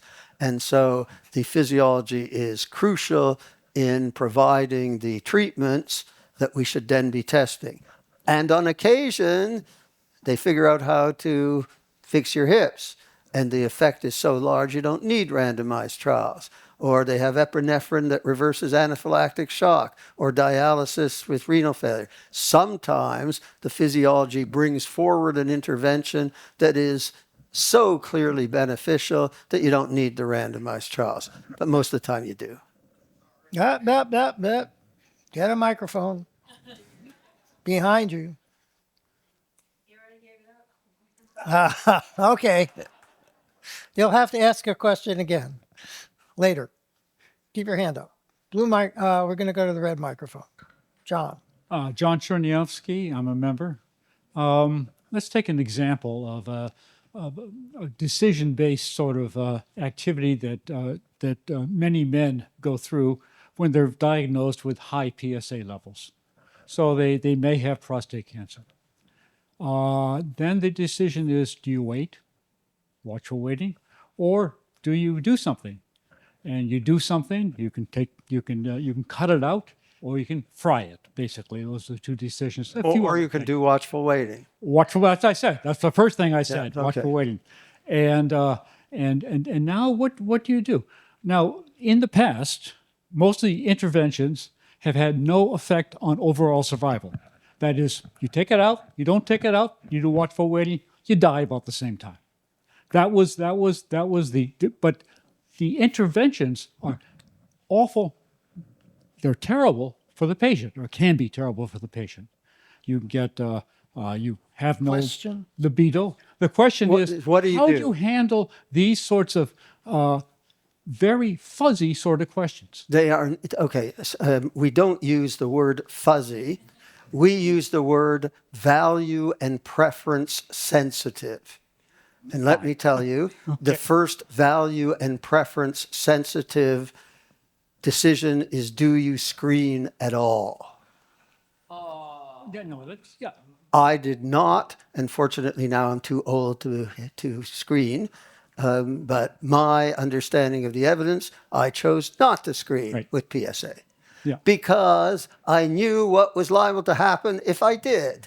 And what I was liable to happen is that I would be confronted with exactly the situation that you are talking about. Yep. And when with my residents and medical students, when I was on the wards, I would always say we'd had a decision to make, and I would say, is this a value and preference sensitive decision? Sometimes it may not be equivalent to a strong recommendation. Many times it was. And what you do in that situation is you engage the patient in shared decision making, where you say, here's the upsides and downsides of watchful waiting. Here's the upsides and downsides of treatment A. Here's the upsides and down, and you work with the patient so that you make a decision which will not be the same in every patient, because patients have different values and preferences. We're going to the blue microphone. Good evening. My name is Maureen Coates. I'm a guest here. I'm also an attorney. And on behalf of the legal profession, I'd like to welcome you to the wonderful world of evidence. It's about time you got here, I think. And so let me tell you, the evidence translates badly in Romance languages, because in Romance languages, the word evidence has the connotation of truth. And we chose the word evidence, I'm sure, not completely consciously, but informed by what evidence is in legal.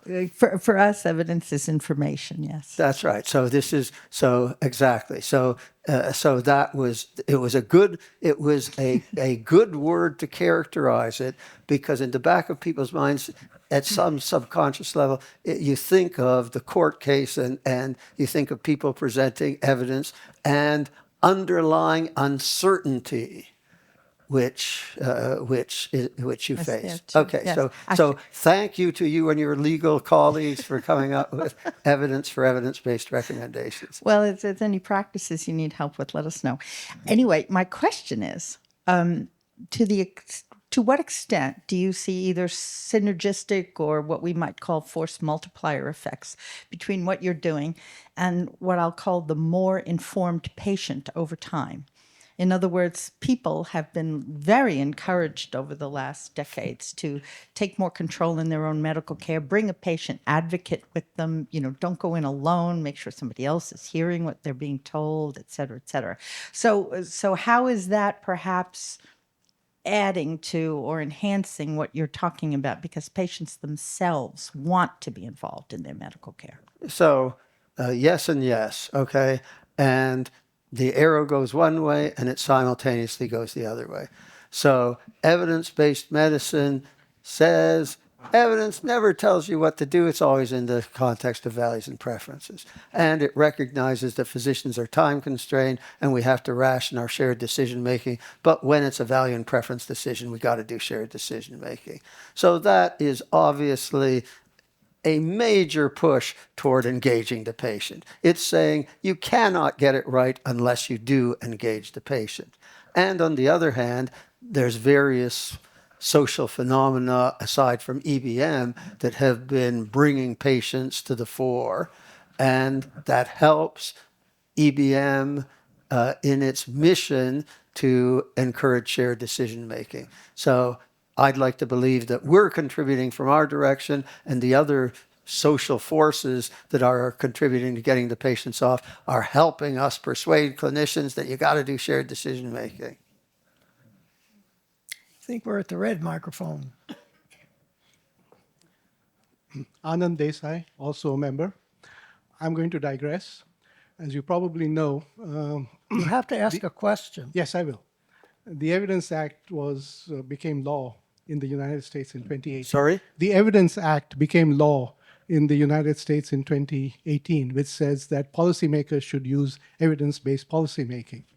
And as you obviously know, there aren't very many randomized trials, and there aren't reasonable causal chains between what was done and what happened. So the question is, how transferable is evidence-based medicine to evidence-based policymaking? Okay, so I'll first give a parody of evidence-based medicine. Patient comes in. Oh, I have this terrible pain, doctor. Help me, please, please. Doctor says, just a minute, just a minute. Stay calm. Give me a couple of minutes. Turns to the computer. Turns back to the patient. Sorry, can't help you. No randomized trials. Okay, that's a parody of evidence-based medicine. Evidence-based medicine says you get the best evidence, which often is low quality. UpToDate has 10,000 recommendations. 2/3 of them are weak recommendations, value and preference sensitive recommendations. Many of them because we only have low quality evidence. So you don't have to go to public health to find low quality evidence. Yeah, you can go to clinical practice and you got plenty of low quality evidence that you have to deal with. And so what do? First of all, you don't pretend it's high quality evidence. And I would argue, I said, EBM was a great success in COVID in the clinical area. It was not a great success in public health. And a big reason it was not a success in public health is the public health officials were not upfront. We don't know. They were not upfront that the evidence is only low quality and that the decisions, and I was interviewed once and it was about tension between public health and EBM. And the person interviewing says, oh, I interviewed this public health expert, and the public health expert says, sometimes, low quality evidence, well, you have to use your instinct, you have to gut feeling. And I said, what nonsense. What you have to do is acknowledge it's low certainty evidence and that becomes a highly value and preference sensitive decision. And so you never make the decisions, value and preference, very important. When you have only low quality evidence, they become very, very important. And then you make societal decisions and you lay out the uncertainty and the benefits and the harms, and you get people to, and you need social decision making. You need to somehow try to figure out what society wants about these decisions. And for example, you say, if we close the schools, if you knew what you were doing, it's going to be catastrophic for people's learning, and especially low-income people who are going to fall, kids who are going to fall far behind. On the other hand, they might bring the virus home and their grandparents get infected and die. Okay, there you are. And we don't know. But what do you value more? And how are we going to deal with this uncertainty? So it's no different from with the patient with the prostate cancer. Okay? We have better evidence there perhaps, but still you have different choices and you don't know what's going to happen to that individual. You acknowledge the uncertainty. You don't pretend you know when you don't know, because you lose trust. If you pretend you know when you don't, I think you lose trust from people. And that's what happened to the public health, to me, in my take. So you don't say it's my instinct that I'm going to make the decision.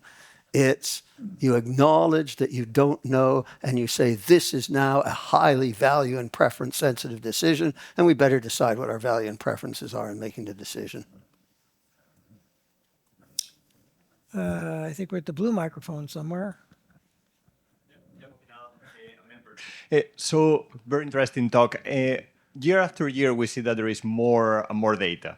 And we also see that there is more misinformation and bad actors that are trying to gain evidence base. So do you think that we are at risk of drowning on data? And also, how do you think we can protect ourselves from bad actors winning? Well, I don't think we are at risk of drowning, because we can now do systematic reviews really quickly.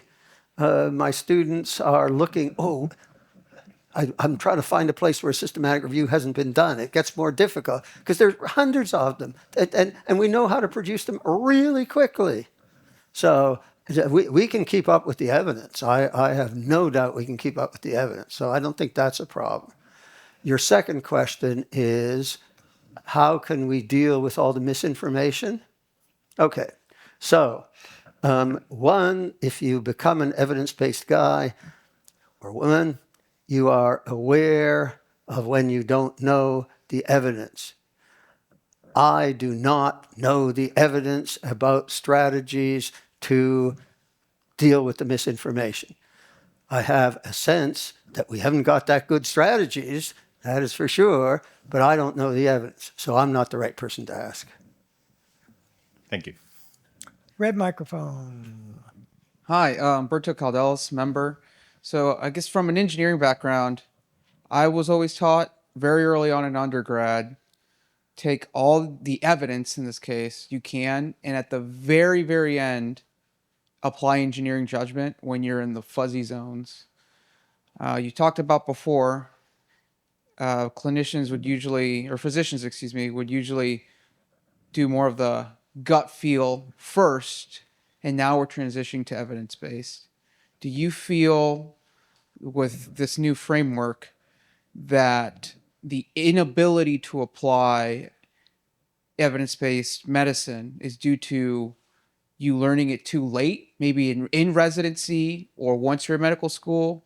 And if so, should it be taught early on or in pre-med or something of that nature? And is that the reason why the adoption is so small, I guess? Well, the adoption is gigantic.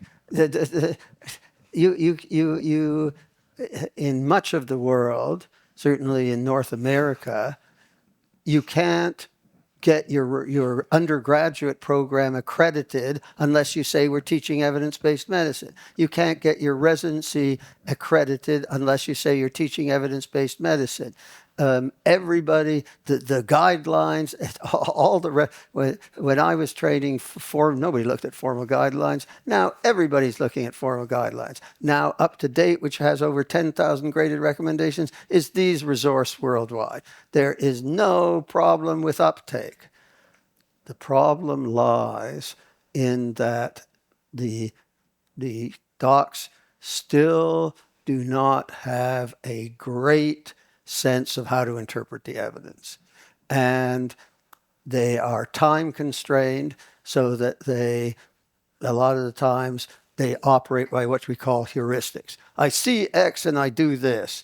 I don't know quite why I'm doing it, but I see this and I do this. So the uptake is not a problem. The uptake is gigantic. The problem is doing it optimally. And you're right, we need to do a better job of teaching it. And as I say, one of the things is I've had to persuade my colleagues, don't teach them, risk of bias, concealment, and blinding and loss to fault. They're not going to read. It's showing them once so they get the idea. That's a good idea. But they're not going to read the methods and results. Let's focus our teaching on what they need to do, which is to understand the evidence so they can engage with patients in shared decision-making. So we do need to modify and enhance our teaching. And in terms of your other question, it's not early, because you don't really understand its value until you got the patient in front of you and you say, what am I going to do with this patient? How am I going to advise this patient so they get the course of action that's right for them? And they don't really get that till they see their first patient. So that's the time, right at the beginning of clerkship or schools, that they start seeing patients even before you start it at the time they start to see patients. We're going to take a question from the web. then we're going to go to the blue microphone. And we're going to go to the red microphone. And when you're done with the red microphone, we're going to give it to Aki because she's going to have her hand up and she's going to get the red microphone. But while she's getting the red microphone, we go back to the blue microphone. So if you follow that, Pardon that's me. great. Pardon me. This is impressive chairing, what you just did. The web, please. So we have a question from Dave Rabinowitz, who's joining us from Oregon, who is a PSW science member, who asks, does anyone in your field discuss Dr. Ignaz Semmelweis, who proposed evidence-based medicine more than 160 years ago, and who was then committed to an asylum where he spent the rest of his life? It's a very famous story. It goes along with the Broad Street pump as something that we are always referring to. So yes, and I could tell you stories about the vitriol that we suffered at the beginning when, as I told you, they had reason to be upset. The doctors had reason to be upset, and in particular, the experts had reason to be upset because we were telling them, in effect, you thought you were experts, but you were missing a big chunk of what it means to really be an expert. So it was not pleasant.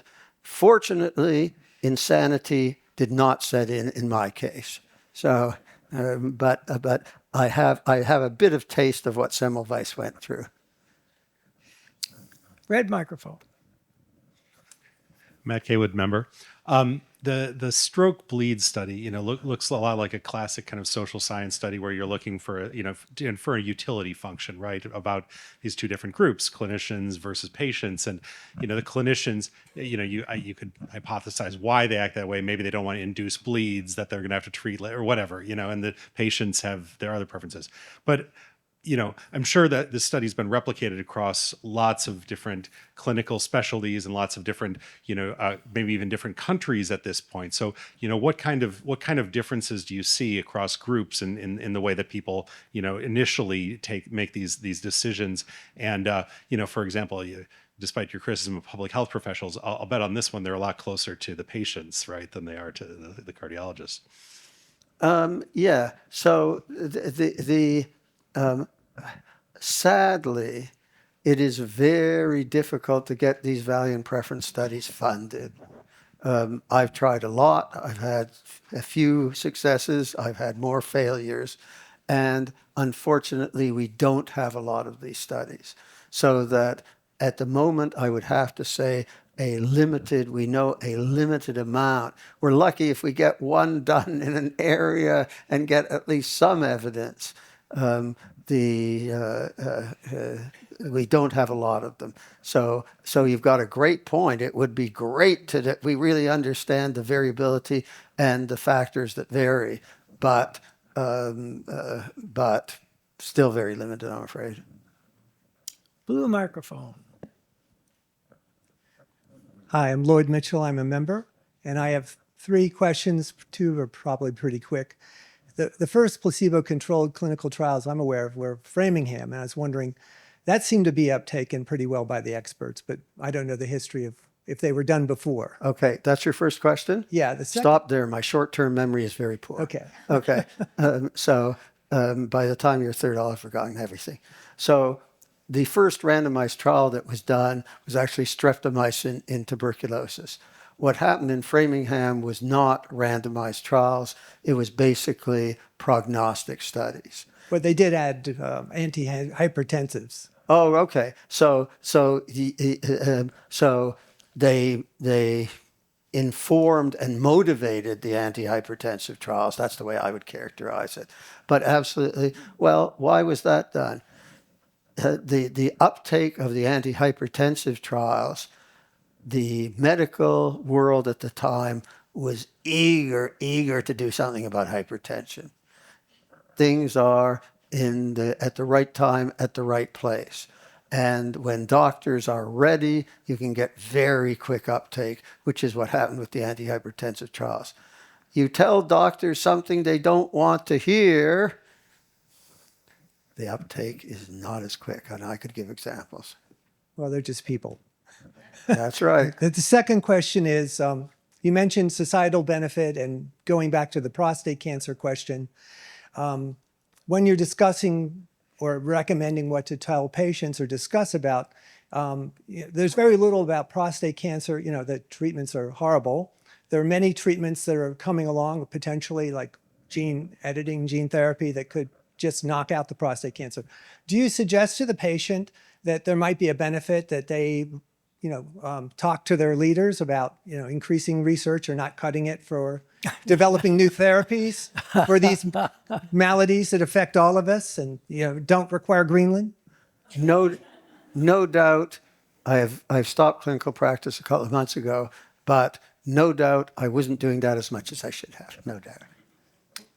Last question. And the third question is, are you looking at adapting AI? I didn't hear anything about that. And secondly, could AI be used in conjunction with electronic medical records? So now you're not restricted to just these studies that are done, that you're doing meta-analysis, I guess, on and evaluating. Well, but can you use AI to now do studies on almost anything, because these records are becoming more and more widely available? Yeah, you can do it, and they will all produce low-quality evidence. And the reason they will produce low-quality evidence, okay, so here when I'm talking to the general public, and I want to explain confounding, I say, okay, question, do hospitals kill people? Answer, we do a trial, we do a study, and we compare deaths in hospital to deaths in the community, and lo and behold, 10 times the rate of deaths in the hospital than in the community.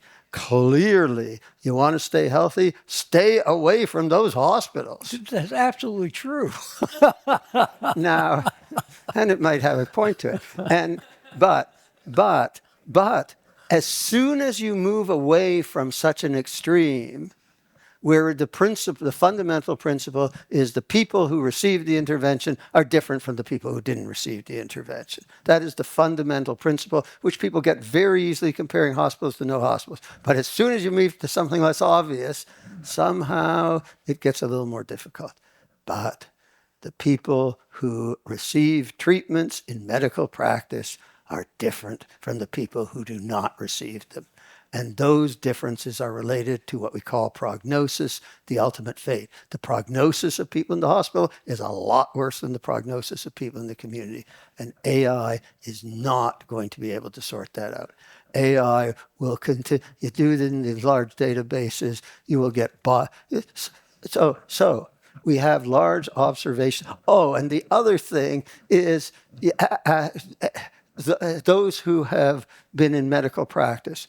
How good are your records of accurately finding out whether people smoke? How good are your records about socioeconomic status? How good are your records about alcohol consumption? They are, I was about to be rude. Anyway, they're not good, okay? At least the observational studies, the systematic observational we studied, made sure that you documented those prognostic factors well. You're looking at the medical records. It's terrible. The prognostic factors are. I believe even if they were done well, they couldn't. There'd be unknown, unmeasured prognostic factors that the thing wouldn't be able to pick up. But it's dealing with crummy data.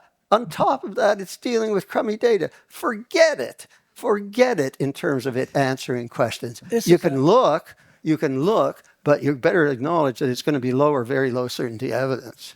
This is a great topic for discussion during the social hour. So if you have AI questions, hold them. I can tell you. I can tell you lots of things that AI will do. It will not replace randomized trials. Red microphone. Akiba Burge, member. I wanted to come back a little bit to what he was asking about education. I'm struggling to understand why the medical professionals have such a hard time understanding what you're doing there.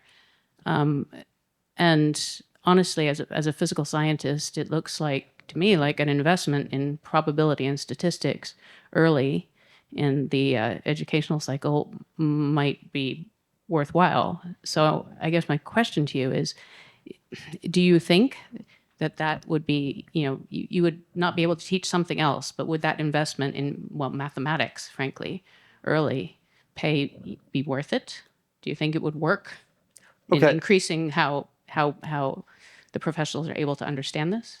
Okay, so first of all, as I have told you, you cannot have a medical school accredited unless you have a curriculum in evidence-based medicine.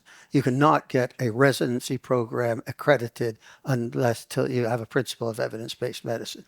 But from our study and some anecdotal, we could be doing a lot better. I would argue that it is not probability and statistics.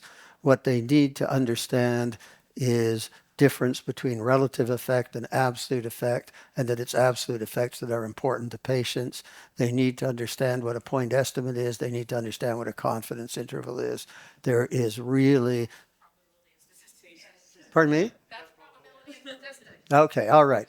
Okay, it's pretty simple. Yes, it's pretty simple probability and statistics. But yes, I showed you that summary of findings table.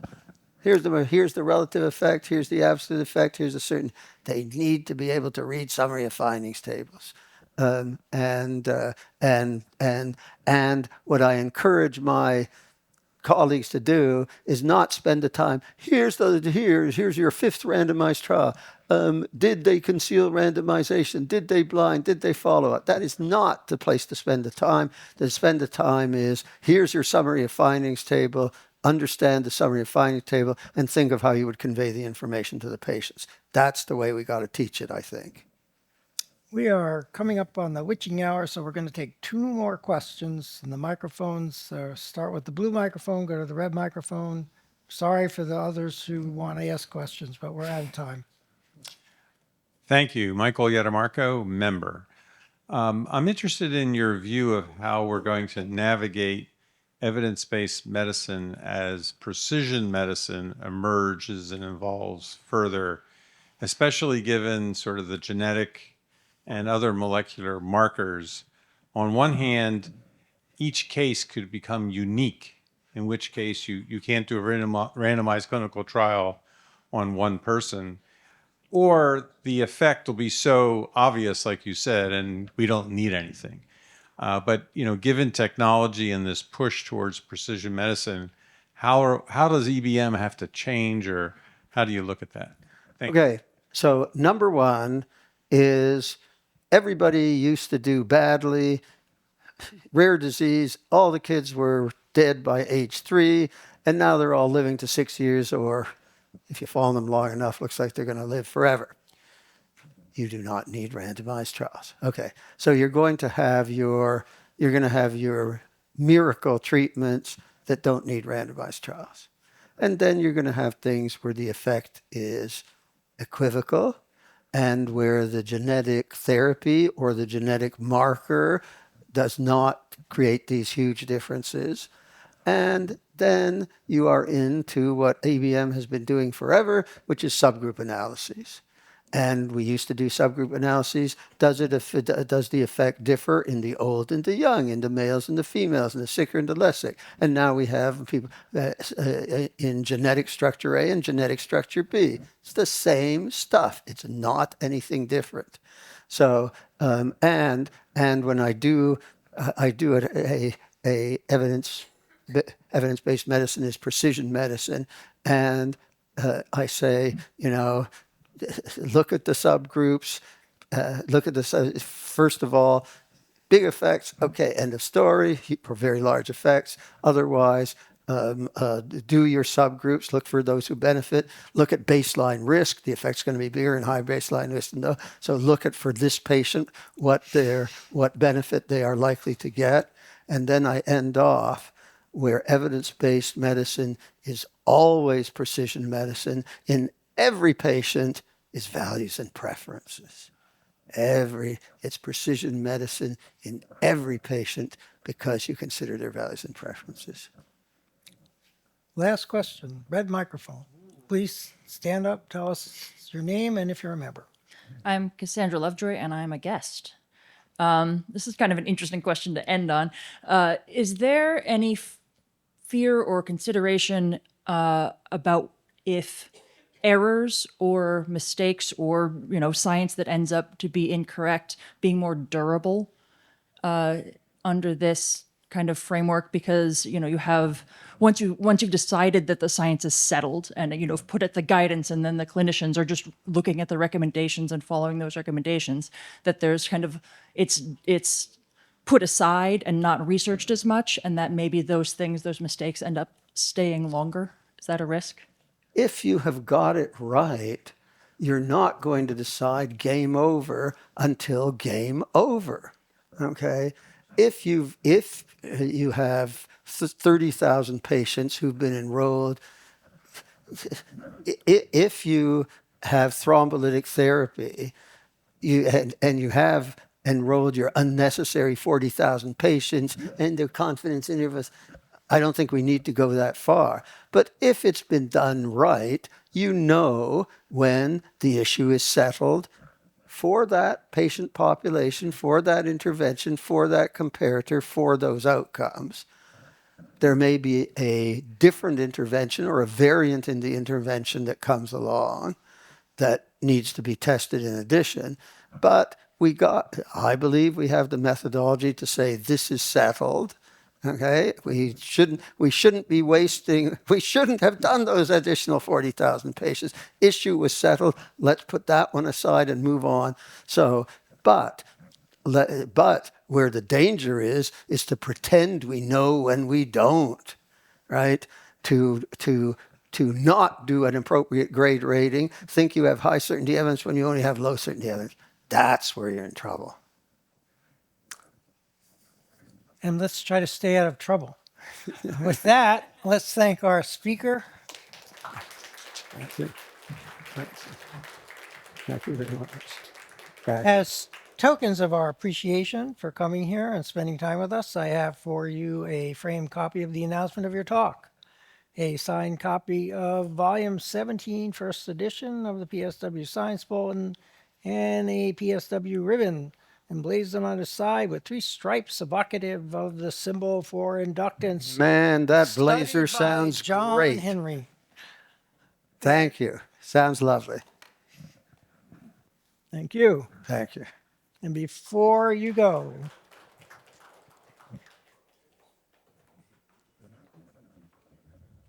a few closing remarks. Our next speaker will be Stephen Eckel, and his talk will be on measuring nothing, or almost nothing. That is, how do you measure ultra-low pressure vacuums. Stephen is group leader of the Fundamental Thermodynamics Group at the National Institute of Standards and Technology. His research centers on cold atom sensing, particularly the use of atoms and molecules to create calibration-free sensors for pressure and vacuum and temperature, and the accurate and sensitive measurement of ultra-low pressures in near absolute vacuums deeper than the vacuum of space, which will be the subject of the lecture. Other upcoming lectures are listed on this slide and on our website. After Stephen, we have Karen Lloyd of USC, and she'll be talking about life deep in the earth. This is a change. She's on her way to South Africa to go down into the gold mines to look for things that live deep under the earth and have extraordinarily slow metabolism and very, very long lives. As she likes to call living organisms we've found so far. Now, March 6th, or possibly March 20th, we'll have at least Jonathan Coopersmith of Texas A&M and talking about Robert Goddard. This is the 100th anniversary of the first flight of a rocket. And he may be joined by Roger Lanius, who is formerly the chief historian of NASA. On April 10th, we have Amy Mainzer, and she's at UCLA, and she is the PI for NEO, and she'll talk about protecting the planet from stray asteroids that are going to come and get us. And then on April 24th, we have Harris Lewin, who's at ASU, and he'll be talking about the Earth Biogenome Project, a very ambitious undertaking to sequence the genomes of just about every fairly large organism he can get his hands on. Please note that about 10 days in advance of all events, PSW sends all members invitations to the pre-lecture reception and dinner with the speaker. 10 days. And the window for making your reservation is pretty slow because it goes out on, pretty small, goes out on Wednesday. And the reservation window closes on Sunday at 10. So just so you know, be on the lookout. We do send reminders.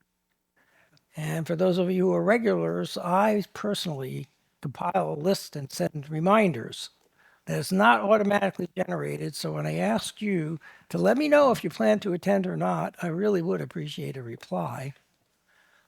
All right. The lecture itself is open to everybody and reservations are not required. Please join PSW if you're interested in science and you want to help us continue to communicate science to a wide audience as possible. And with that, I will accept to adjourn the 2,500 to the social hour. Thank you, Bob. Do we have a second? All members in favor? All members opposed? The meeting is adjourned.